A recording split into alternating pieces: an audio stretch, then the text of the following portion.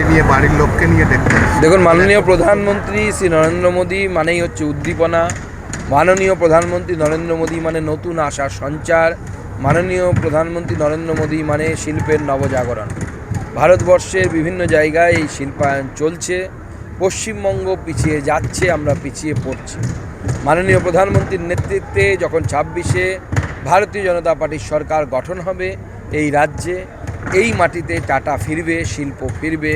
আমরা সেই প্রচেষ্টা করব এবং আমরা 100% কনফিডেন্স আমরা তাতে সফল হব। ইচ্ছুক চাষি থেকে অনিচ্ছুক সকলেই চাইছে এখন শিল্প বিকল্প কিছু একটা হোক। তাহলে তখন ভুল হয়েছিল, এরা বলছে যে তখন হয়তো ভুল হয়েছিল আন্দোলন। তখন আন্দোলন ছিল হচ্ছে মমতা বন্দ্যোপাধ্যায়ের ক্ষমতায় আসার জন্য আন্দোলন, অন্য কিছু নয়। মমতা বন্দ্যোপাধ্যায় ক্ষমতায় এসে গেছেন, বইয়ে এখন সিঙ্গুর আন্দোলন ঢুকিয়ে দেওয়া হয়েছে। সেখানে চাকরি চোর পার্থরও একসময় নাম ছিল, ছবি ছিল, নতুন করে সরিয়েছে কিনা আমার জানা নেই। ব্যাস নিজেদের ব্যবসা চালাচ্ছে, সাধারণ মানুষের কিছু হয়নি। সিঙ্গুরের মানুষ এখানে কাশফুলের কাশবালিশ বানাচ্ছে।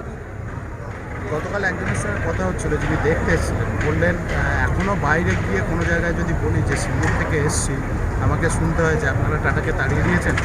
দেখতে এসেছিলেন কিছু উৎসাহ উদ্দীপনা। দেখুন, সেই যে কলঙ্ক, এটাকে আমরা কলঙ্কই মনে করি, টাটাকে এখান থেকে তাড়ানো। সেই সময় রতন টাটার সেই যুগান্তকারী উক্তি নিশ্চয়ই আপনাদের মনে আছে যে আমি খারাপ এমকে ছেড়ে ভালো এমকে বেছে নিলাম। খারাপ এম মানে বুঝতেই পারছেন মমতা বন্দ্যোপাধ্যায়, আর ভালো এম মানে তৎকালীন গুজরাটের মুখ্যমন্ত্রী মাননীয় প্রধানমন্ত্রী নরেন্দ্র মোদী।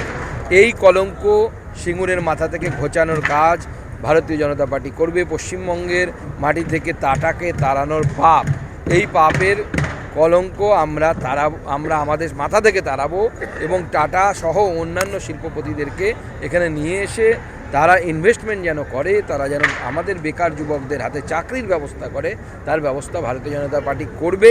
আমরা করে দেখিয়েছি, ইউপিতে দেখিয়েছি, বিভিন্ন জায়গায় দেখিয়েছি, মধ্যপ্রদেশে দেখিয়েছি, এখানেও করবো। গিমিক, এটা মানে আপনারা এটা গিমিক করছেন, সেই কারণে এই গিমিক সেটাই বলা যায় যেটা আপনি আগে করে দেখাতে পারেননি। আপনি নতুন কিছু অবাস্তব দাবি করছেন। ধরুন, আপনি অঙ্কে পেয়েছেন 50 হাফ ইয়ারলিতে, আপনি দাবি করছেন এবার 99 পাবো, তাহলে সেটা গিমিক হতে পারে। এখানে আমরা করে দেখিয়েছি। আপনি উত্তরপ্রদেশে দেখুন, আমাদের সরকার আসার আগে উত্তরপ্রদেশে, দিল্লি থেকে উত্তরপ্রদেশ কেউ রাত্রিবেলা যেত না, রাস্তায় দাঁড় করিয়ে ধর্ষণ হয়েছে বড় পরিবারের মহিলাদের সাথে, মানে যথেষ্ট সম্ভ্রান্ত পরিবারের মহিলাদের সাথে এই ধরনের ঘটনা ঘটেছিল সেই রাস্তায় উত্তরপ্রদেশের মধ্যে। এখন সেই উত্তরপ্রদেশে ভারতবর্ষের দুটো ডিফেন্স করিডোরের একটা ডিফেন্স করিডোর তৈরি হচ্ছে উত্তরপ্রদেশে। এটাই হচ্ছে বিজেপি একসময় যখন মধ্যপ্রদেশে ক্ষমতায় আসে, মধ্যপ্রদেশকে বিমারু রাজ্য বলা হতো। বিমারুর মধ্যে এম যে সেই এমটা ছিল হচ্ছে মধ্যপ্রদেশ, সেটাকে আমরা পরিবর্তন করে মধ্যপ্রদেশকে ভারতবর্ষের অন্যতম শক্তিশালী, অর্থনৈতিকভাবে শক্তিশালী রাজ্যে পরিণত করেছে। ধন্যবাদ। এই যে বর্তমান যে পরিস্থিতি, ধন্যবাদ। পরে আবার